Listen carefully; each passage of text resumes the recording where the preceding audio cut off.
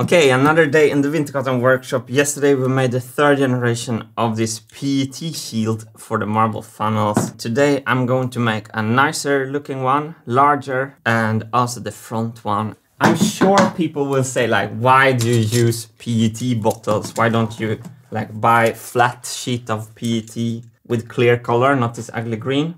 Often when I use something strange, it's because I just had it at home. It's very good for prototyping, and this material actually feels the perfect material. Just a shame the color is horrible. So what I really want to change in this funnel design is that I want this line to be unbroken. Here you can see this goes off in another angle. I want this angle to continue up like this.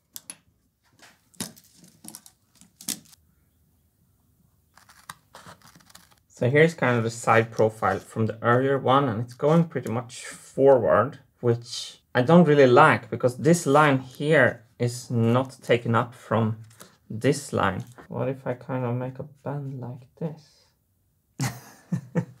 It's a disgrace. If the funnel is a meat-eating flower, these are the leaves.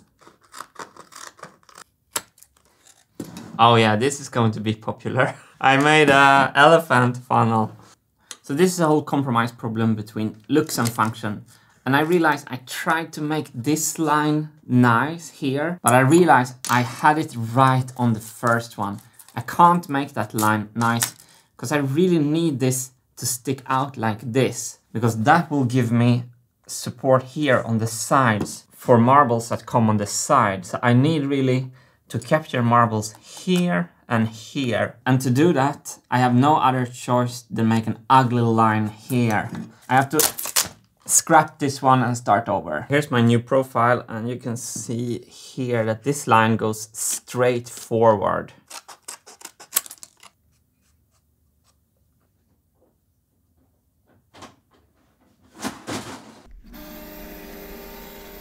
And here's the overlaid sketch on top of my CAD file, and if we hide the scan, I can show the finished part. It looks like this. So this was the previous part, generation 3, and as you can see, generation 4 is much larger. So I've secured the material on a flat wasteboard that will back up the back. And then I'm using a new tool. So the tool I used previously cuts upwards, it's an up cutter. If you see this spiral on this tool is going down the other direction, which will push the plastic into the backing board.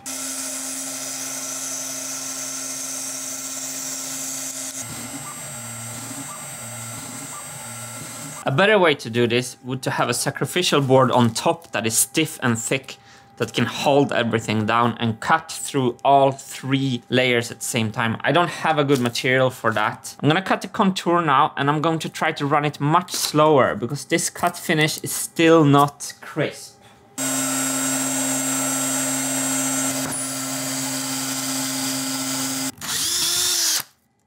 So this was the old one, and this is the new one. You can see how much bigger it is. And if we look at the old one, you can see this angle I was talking about. Whoop, and then whew. And with the new one, this line is followed here. That looks great. The slots coming from the metal pieces really work. But then the most important angle will be the capture angle. Here's the new capture angle compared to the old one.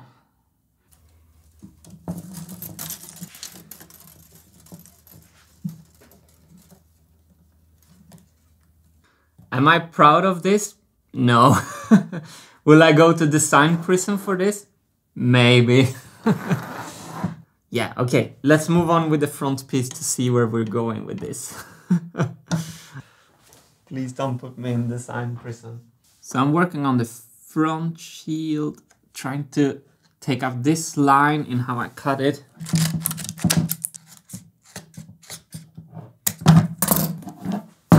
Ta-da!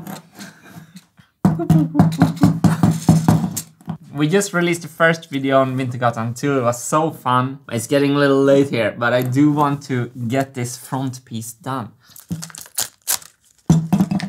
It is kind of surprising how a bent pattern looks in flat shape. Wilson absolutely loves it. Wilson falling over himself. He thinks I'm so funny. That's why I like Wilson. Here's the back pattern. And this is the new front pattern. So here's the canvas. And here's my sketch over it. And here's the body I created from it. It really looks like a butterfly. Look at this butterfly. Flying away.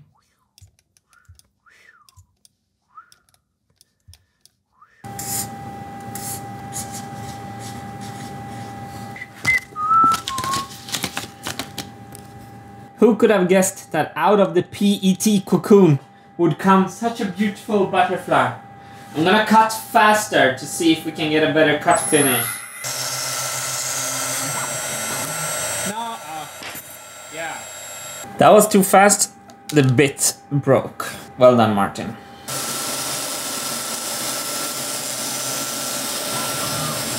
Perfect use for the Diresta Ice Pick. Hold down PET for butterfly manufacturing. Ah, I dropped it on my foot. What are the odds? It's already started to lift its wings. I think a material like this should be laser cut, obviously, but for the CNC machine, this is the best so far. We have a nice oval edge, but this overlap that I've created, you can see that the sunglasses is overlapping the back shield quite a lot. I wanted that for marble safety. Now I don't like it because it's interfering with the movement. I'm gonna make a new one where I cut the front flap here with no overlap like this. This is the sunglasses pattern that I didn't like.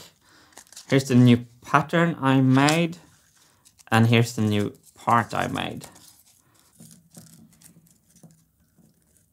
This version of the front piece is now on and it's much, much better. It actually is really, really close.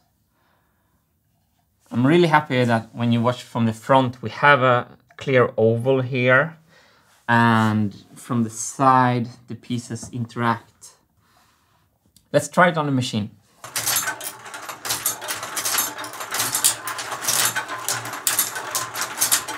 There is one flaw with this design that I need to iterate. This triangle here is very soft. This should belong to the bottom part. If a marble comes and hits this flap out here on the edge, this flap is very pliable and flimsy.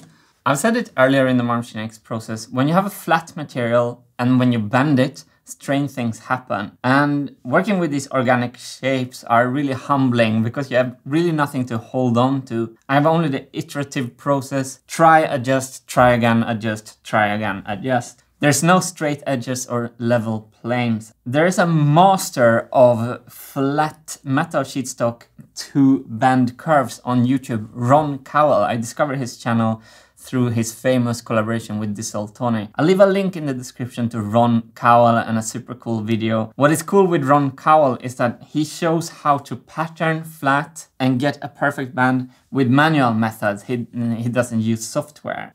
Like this design is so close. I just have to move this triangle from the back shield to the front shield and make two new parts and do some CADing and some CNCing. I'm going to save that to tomorrow. Thank you everyone who has subscribed to this new Vintergatan 2 second channel. And perhaps this is counterintuitive, but I'm making these videos as an experiment to see if this can increase my Marble Machine X progress. Because behind the scenes, I have so many things trying to catch my attention. So many projects, so many emails, so many things apart from the Marble Machine X. And the idea with Vintergatan 2, it's actually to help me stay building every day. So we're going to try this week to upload 5 videos, Monday to Friday, 1 video every weekday. It's just an experiment to see how it feels. So far, I love it. But this channel is more for all of you who are actually really interested in the details of this project. It kind of feels like I'm back to the roots where I'm just doing whatever I want to. I can't believe I spent 2 days on these PET shields, but flat stock to bend pattern, organic shapes, those are my excuses for now. I'm pretty sure tomorrow that we have the final version and that we can see the marbles start dropping into this funnel. What do you think, Wilson? He absolutely hates it. Thank you for following the day-to-day action as I'm trying to finish the Marble Machine X. And thank you so much to all the Vintergatan patrons and YouTube channel members. And if you're interested, there are a couple of free downloads at vintergatan.net. In the meanwhile, I'll keep pushing the Marble Machine X in the workshop and I'll see you in the next video.